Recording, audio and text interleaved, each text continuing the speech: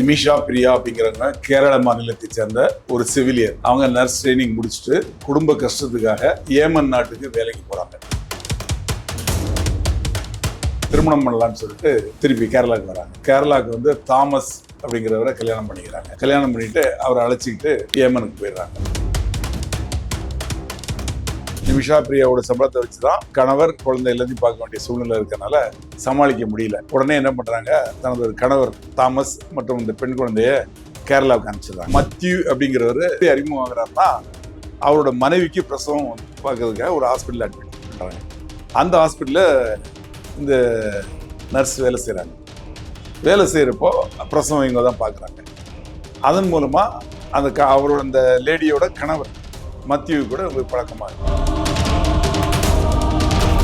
2015 ஒரு சின்ன மருத்துவமனை துவங்குறாங்க. அந்த மருத்துவமனையில 2 பேருமே பார்ட்னர் மாதிரி அந்த துவக்கப்பட்ட மருத்துவமனையில இந்த அம்மாவும் பார்ட்னர், அவரும் பார்ட்னர். இவங்களோட பாஸ்போர்ட் எல்லாத்தையுமே அவங்க வாங்கி வச்சிருக்காங்க. உள்நாட்டு கலவரம் வந்து அது போரா மாறின உடனே அங்க வந்து இவங்க ஹாஸ்பிட்டல்ல வந்து சரியான முறையில் ரன் பண்ண முடியாத ஒரு சூழ்நிலை வருது. நிமிஷா பிரியா அங்க இருந்து நம்ம வந்துடலாம் அப்படின்னு நினைக்கிறாங்க. ஆனா பாஸ்போர்ட் அவர்கிட்ட மாட்டேது. அவர் என்ன சொல்றாரு, நான் இவ்வளவு பணம் முதலீடு பண்ணிக்கணும் நம்பி இப்ப நான் என்ன பண்ண முடியும், எனக்கு தனியாக நடத்த முடியாது, போகக்கூடாது அப்படிங்கிற அவங்க 2 பேருக்குள்ள கருத்து முரண்பாடு. 2017 ஒரு தண்ணி தொட்டியில அந்த மத்தியூங்கிறவர் வந்து பிணமா மிதக்கிறார். போலீஸ் வந்து அவரோட பிணத்தை கைப்பற்றி பிரேத பரிசோதனை போஸ்ட்மார்ட்டம் பண்றாங்க. அதுல பார்த்தா விசாரணையில 2020 அவங்களுக்கு தூக்கு தண்டனை விதிக்கப்படுது அந்த நாட்டு சட்டப்படி. 2020 இருந்து அவங்க ஜெயில இருக்காங்க. 5 ஆண்டுகளா ஜெயில இருக்காங்க. இப்போ அந்த நாட்டு சட்டப்படி ரத்த காசு, பிளட் மணி அப்படின்னு ஒண்ணு இருக்கு. அந்த பிளட் மணி அப்படிங்கிறது என்னன்னா அந்த ஷரியத் சட்டத்துல சொல்லப்பட்டது. அதன்படி ஒரு குற்றம் புரிந்த குற்றவாளி பாதிக்கப்பட்ட நபருக்கு இழப்பீடாக பணம் கொடுத்து சரி பண்ணலாம். அப்படி பணம் கொடுக்கறத அந்த பாதிக்கப்பட்ட நபரின் குடும்பத்தினர் ஒத்துக்கிட்டாங்கன்னா அதை வந்து அந்த கேஸ இல்லாம அவங்க மன்னிச்சு விடலாம். அந்த மத்திய குடும்பத்தை சேர்ந்தவங்க அதை ஒத்துக்கல. பணம் வேண்டாம், அவங்க சட்டப்படி என்ன தீர்ப்பு கொடுத்தாங்களோ அப்படியே அவங்க தூக்கில விட்டுட்டோம் அப்படின்னு சொல்லிட்டாங்க. அதனால ஜூலை 16 நிமிஷா பிரியாவை ஏமன் நாட்டுல தூக்கிலிடுறதுக்கு தேதி குறிக்கப்பட்டு விட்டது. இந்திய கேரளத்தை சேர்ந்த ஒரு பெண் தூக்கிலிடப்படுவது நிறுத்தப்பட்டிருக்கிறது. அவர் குற்றவாளி என்றாலும் கூட. வணக்கம் சார். வணக்கம் சார். இந்த கேரளா நர்ஸ் நிமிஷா பிரியா அவங்களோட தூக்கு தண்டனையை நிறுத்தி வச்சிருக்காங்க, அது என்ன விஷயம் சார்? அதாவது நிமிஷா பிரியா அப்படிங்கிறவங்க கேரள மாநிலத்தை சேர்ந்த ஒரு சிவிலியர் நர்ஸ். அவங்க நர்ஸ் ட்ரைனிங் முடிச்சுட்டு அங்க குடும்ப கஷ்டத்துக்காக ஏமன் நாட்டுக்கு வேலைக்கு போறாங்க. ஏமன் நாட்டில் போயிட்டு கொஞ்ச நாள் அங்கே உள்ள மருத்துவமனைகளில் நர்ஸாக பணிபுரிகிறாங்க. 2011 வரைக்கும் அவங்க வேலை செஞ்சுட்டு ஓரளவு கொஞ்சம் கையில் காசு சேர்த்துறாங்க. அப்போ என்ன பண்ணுறாங்க, திருமணம் பண்ணலான்னு சொல்லிட்டு திருப்பி கேரளாவுக்கு வராங்க. கேரளாவுக்கு வந்து தாமஸ் அப்படிங்கிறவரை கல்யாணம் பண்ணிக்கிறாங்க. கல்யாணம் பண்ணிட்டு அவரை அழைச்சிக்கிட்டு ஏமனுக்கு போயிடுறாங்க. அங்கே பல மருத்துவமனைகளில் நர்ஸாக வேலை செய்கிறாங்க. அப்போது 2014 அவங்களுக்கு 2011 ஒரு பெண் குழந்தை பிறகுது ஏமனில் வச்சு. 2014 வந்து அந்த ஒருத்தர் சம்பளம், நிமிஷா பிரியாவோட சம்பளத்தை வச்சுதான் கணவர் குழந்தை எல்லாத்தையும் பார்க்க வேண்டிய சூழ்நிலை இருக்கனால சமாளிக்க முடியல. உடனே என்ன பண்றாங்க, தனது கணவர் தாமஸ் மற்றும் இந்த பெண் குழந்தைய கேரளாவுக்கு அனுப்பிச்சிடுறாங்க. அனுப்பிச்சிட்டு அவங்க அங்க ஒர்க் பண்ணிட்டு இருக்காங்க. அப்போ அவங்களுக்கு ஒரு ஐடியா வருது. என்னன்னா, இது மாதிரி ஒவ்வொரு ஹாஸ்பிட்டலையும் வேலை பார்த்தா பெருசா சம்பளம் வர மாட்டேங்குது, அதனால ஒரு சின்ன மருத்துவமனை மாதிரி நம்ம ஆரம்பிச்சிடலாம், சின்ன ஹாஸ்பிட்டல் அப்படின்னு நினைக்கிறாங்க. ஆனா அதுக்கு ஒரு என்ன சிக்கல் அப்படின்னா, ஏமன் நாட்டுல வெளிநாட்டவங்க யாரும் வந்து எந்த தொழிலும் தொடங்க முடியாது. மருத்துவமனைங்கிறது ஒரு தொழில். ஸோ அந்த நாட்டை சேர்ந்த ஒருத்தரை பார்ட்னரா இருந்தா துவங்கலாம். உடனே மத்தியூ அப்படிங்கிறவரு மூலமா அவர் எப்படி அறிமுகமாகறாருன்னா, அவரோட மனைவிக்கு பிரசவம் பார்க்கறதுக்காக ஒரு ஹாஸ்பிட்டல் அட்மிட் பண்றாங்க. அந்த ஹாஸ்பிட்டல்ல இந்த நர்ஸ் வேலை செய்யறாங்க. வேலை செய்யறப்போ பிரசவம் இவங்க தான் பார்க்குறாங்க. அதன் மூலமா அவரோட அந்த லேடியோட கணவர் மத்தியூ கூட உங்களுக்கு பழக்கமாகுது. அப்போ இவங்க சொல்றாங்க, இது மாதிரி வந்து ஒரு ஹாஸ்பிட்டல் தவங்களான்னு நினைக்கிறேன், நீங்க பார்ட்னரா வர்றீங்களா அப்படின்னு. அவர் மத்தியும் ஒத்துக்கிறாரு. ஒத்துக்கிட்டு 2 பேரும் சேர்ந்து 2015 ஒரு சின்ன மருத்துவமனையை துவங்குறாங்க. அந்த மருத்துவமனையில 2 பேருமே பார்ட்னருங்கிற மாதிரி அந்த துவக்கப்பட்ட மருத்துவமனையில இந்த அம்மாவும் பார்ட்னர், அவரும் பார்ட்னர். இவங்களோட பாஸ்போர்ட் எல்லாத்தையுமே அவங்க வாங்கி வச்சிருக்காரு. அவரு கையில இருந்து பணம் முதலீடு பண்ணிருக்காரு. அவர் ஆல்ரெடி வந்து துணி வியாபாரம் பண்ணிட்டு இருந்தவர். அவரு வந்து இப்ப இந்த பக்கமா இந்த ஃபீல்டுக்கு வராரு. வந்து இது நடந்துட்டு இருக்க இந்த ஹாஸ்பிட்டல் துவங்குற கொஞ்ச நாள்லயே ஏமன்ல உள்நாட்டு கலவரம் ஏற்படுது. உள்நாட்டு கலவரம் வந்து அது போரா மாறுது. அது போரா மாறின உடனே அங்க வந்து இவங்க ஹாஸ்பிட்டல்ல வந்து சரியான முறையில் ரன் பண்ண முடியாத ஒரு சூழ்நிலை வருது. அப்போ இவங்க என்ன நினைக்கிறாங்க, நமீஷா பிரியா அங்க இருந்து நம்ம வந்துடலாம் அப்படின்னு நினைக்கிறாங்க. ஆனா பாஸ்போர்ட் அவர்கிட்ட மாட்டிருக்கு. அவர் என்ன சொல்றாரு, நான் இவ்வளவு பணம் முதலீடு பண்ணிருக்கேன் நம்பி, இப்ப நான் என்ன பண்ண முடியும், எனக்கு தனியா அதை நடத்த முடியாது, போகக்கூடாது அப்படிங்கிற அவங்க 2 பேருக்குள்ள கருத்து முரண்பாடு ஏற்படுது. கருத்து முரண்பாடு ஏற்பட்டு அது பிரச்சனையா வளர்ந்துகிட்டே போகுது. அப்போ என்ன ஆகுது, ஒரு நாள் 2017 ஒரு தண்ணி தொட்டில அந்த மத்தியுங்கிறவர் வந்து பிணமா மிதக்கிறார். போலீஸ் வந்து அவரோட பிணத்தை கைப்பற்றி பிரேத பரிசோதனை போஸ்ட்மார்ட்டம் பண்றாங்க.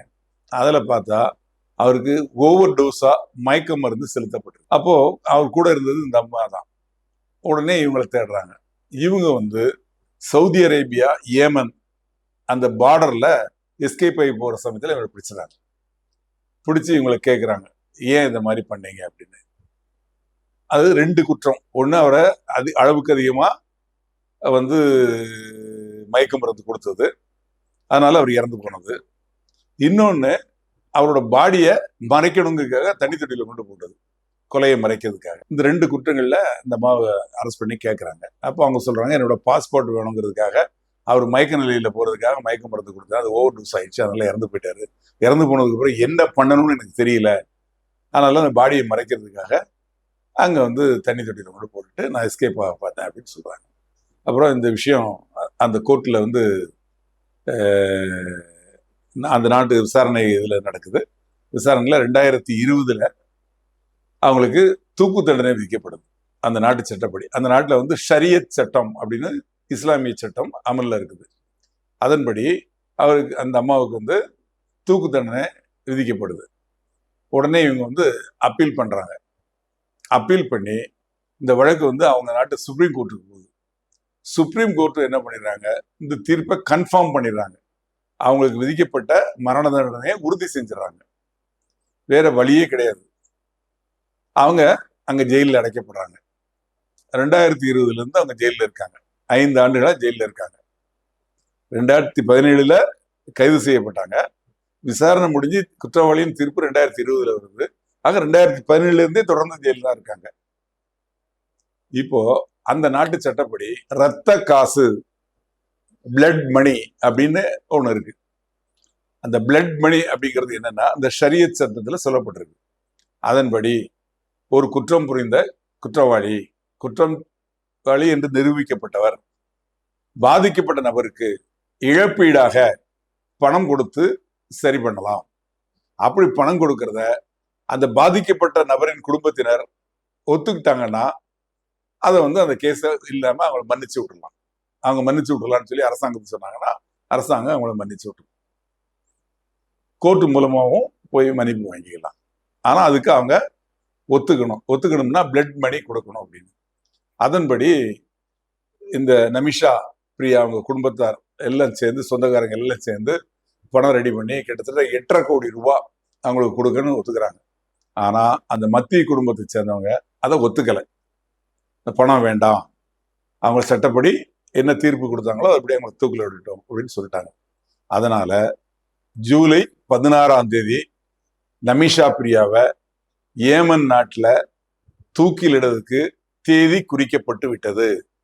இந்த தேதி குறிக்கப்பட்டு இது உலகம் முழுக்க தெரிஞ்சிச்சு, அறிவிக்கப்பட்டது. இதனால நமீஷா பிரியா குடும்பத்தினர் சுப்ரீம் கோர்ட், இந்திய நாட்டு சுப்ரீம் கோர்ட், டெல்லியில இருக்க சுப்ரீம் கோர்ட்டை அணுகிறாங்க. சுப்ரீம் கோர்ட் என்ன சொல்லுறாங்க, நாங்க எந்த உத்தரவு போட்டாலும் அது அங்க செல்லுபடியாகாது, அந்த நாட்டுல உள்ள சட்டம் தான் செல்லுபடியாகும், எங்களுக்கு ஜூரிஸ்டிக்ஷனே கிடையாது அதனால நாங்கள் என்ன பண்ண முடியும் அப்படின்னு கேட்டு அந்த வழக்கை பெண்டிங்கில் வைக்கிறாங்க. இதற்கிடையில நம்ம இந்திய அரசாங்கம் அதன் வெளியுறவுத்துறை அவங்கள அப்ரோச் பண்ணி அவங்க மூலமா முயற்சி பண்றாங்க. இந்திய வெளியுறவுத்துறை அமைச்சர் திரு ஜெய்சங்கர், அவர் ஒரு தமிழர், அவங்க மூலமா அந்த ஏமன் அரசுக்கு லெட்டர் எழுதுறாங்க. இது மாதிரி ஒரு பெண், வேலை தேடி வந்த பெண், அவங்க தவறு செஞ்சிருந்தா நீங்க என்ன தண்டனாலும் கொடுங்க, ஆனா தூக்கு தண்டனை வேண்டாம், நீங்க நிறுத்தி வைங்க, இது சம்பந்தமா பேசிக்கலாம் அப்படின்னு சொல்லி இவங்க இங்கிருந்து கேட்டுக்கொண்டதன் பேரில் நாளை ஜூலை 16ஆம் தேதி நிறைவேற்றப்பட இருந்த மரண தண்டனை நிறுத்தி வைக்கப்பட்டிருக்கிறது. ஆக for the time being Nimisha Priya is saved. ஆனா இது நிரந்தர தீர்வு கிடையாது. இது குறித்து மேற்கொண்டும் அவங்க பேசுவாங்க.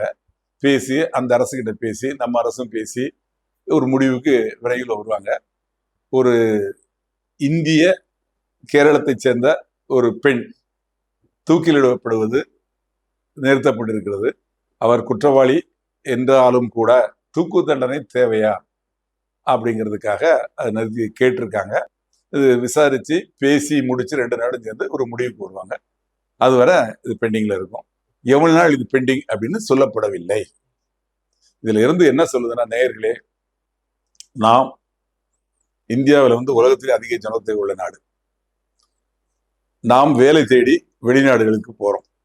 வெளிநாடுகளுக்கு போறப்போ அந்த நாட்டு சட்டங்கள் என்னவோ அந்த சட்டங்களுக்கு உட்பட்டு நம்ம நடக்கணும். அங்க போய் நம்ம பணத்தாசைனாலேயோ நம்ம தவறுகள் செய்தாலோ அந்த நாடுகள்ல, குறிப்பா முஸ்லீம் நாடுகள்ல தண்டனைங்கிறது ரொம்ப கடுமையானது. ஒரு சின்ன தவறு கூட அங்க மரண தண்டனை விதிக்கப்படும். இதை நம்ம நிறைய பார்த்துருக்கோம். அதனால பிழைப்பு தேடி போனோம்னா நல்ல விதமா பிழைச்சிட்டு நல்லா சம்பாதிச்சுட்டு நம்ம ஊருக்கு வரணுமே தவிர இது மாதிரி தேவையில்லாத பிரச்சனைகள்ல தவறுகள் செய்து குற்றங்கள் செய்து மாட்டிக்கொண்டால் நம்மை காப்பாற்றுவதற்கு யாரும் கிடையாது. இதை மனசுல வச்சுங்க நேயர்களே.